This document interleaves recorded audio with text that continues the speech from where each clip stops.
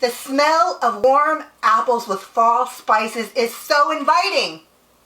Hi, I'm Jill. Sit back and relax as I show you how to make the best and easiest apple crisp right in your Instant Pot or pressure cooker. But first, like and follow me on Facebook to get all my latest videos. You can also follow me at Pinterest, Instagram, and Twitter at This Old Gal Cooks. Add chunks of peeled Granny Smith apples into the pressure cooker. Squeeze some lemon juice over the apples, a couple of tablespoons. Squeeze it real well. And then mix the apples with the lemon juice. This will prevent the apples from getting brown. Once that's mixed in, we're now going to add white sugar. Sprinkle that in. Here we've got ground cinnamon and crystallized ginger. Put that right into the pot. All right, now we're going to mix this all together. You want the apples to be nicely coated. So mix all of that in. Oh, it already smells good. All right, once that's mixed in, you're going to take some cornstarch and you're going to sprinkle it over the top.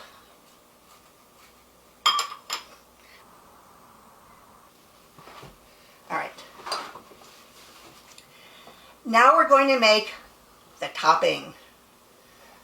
So here I've got some flour. You're going to add Bisquick baking mix to the flour. Just mix that in with a fork. I've got some light brown sugar. Mix that in as well.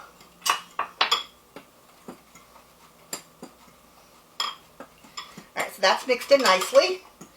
Now we're going to add in a little bit more sugar and mix that. And we're going to add in some more cinnamon. You can never have too much cinnamon. Put that right in there. And we're going to add a little bit of freshly grated nutmeg. So just grate that right into your topping. It's going to be a streusel topping. There we go. And finally, we're going to add just a pinch of salt. The salt will bring out the sweetness in the sugar and the apples. All right, once that's mixed together, we're going to add in grated frozen butter. All right. Look at that. Grated frozen butter. See that? You want to use frozen butter. It grates easily, and it's just easy to work with. So just put that right into the topping mix. Put it all in there. Use a fork. You don't want it to combine real thick so you have clumps. You're just going to mix it together so it will look like it's crumbles or crumbs. Like that. Alright, once that's mixed in, see, just quickly, just going to briefly do it. We're going to add in some grape nut nuggets. It adds a nice crunch. Put that in. Mix that through. And lastly, we're going to add in some rolled oats. And you want to get this nicely mixed. All right. There you've got the topping. All right, so now you want to take the topping and we're going to sprinkle it over the apples. Just like that. You want to do that evenly. So, a crisp, a crumble, and a cobbler all walked into the bar. No, I'm just kidding. They're all fruit desserts which have a butter, flour, and sugar streusel topping.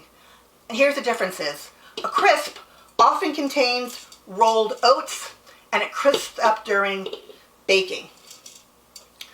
A crumble doesn't usually have rolled oats in it and it may contain nuts. It's also a bit thicker and denser than the crisp. And lastly, a cobbler again uses the same streusel type of topping, but it's more of a batter or like a biscuit dough, and it gets dropped over the top. So therefore your topping, the crust topping, is much denser. All right, so once you've got that all in, mix a lot. Thank you, Ed. There we go. So now we're going to take your lid. There we go. You're going to lock your pressure valve to sealing, and we're going to set the pressure cook button for 5 minutes at high pressure. So that all the pressure has been released and it smells wonderful in here. You can open up the lid. Oh my gosh, this looks and smells so delicious. Now, if you want to brown and crisp up the top a bit, you can use your Milthy crisp lid and just put it on there and crisp it up for a little bit. But I can't wait. So I'm going to take a scoop. Oh, it looks so fabulous. Oh my gosh. I'm going to have a scoop too. Oh wow, look at this. The apples are cooked perfectly. The crust looks wonderful. Oh my gosh, it's nice and thick. There's no extra liquid in here. This is fabulous. Wowza, wowza, wowza. This looks so fantastic. It's hot. It's really hot. Let me get my fork out. Be perfect for some nice See this? cold vanilla ice cream. Oh my gosh, this looks so good. I really can't wait to try it. You know what? A nice scoop of vanilla ice cream with a drizzle of caramel would be on top. Would be so fantastic. Just drizzle that caramel on top. Oh my god, it's Didn't so I just good. say something like that? Did you say that? Well, minus the caramel, but yes. So we're going to go and eat this now. You guys, stay tuned. Stay right there because another recipe is on the way. Visit thisoldgal.com for the complete recipe as well as many others.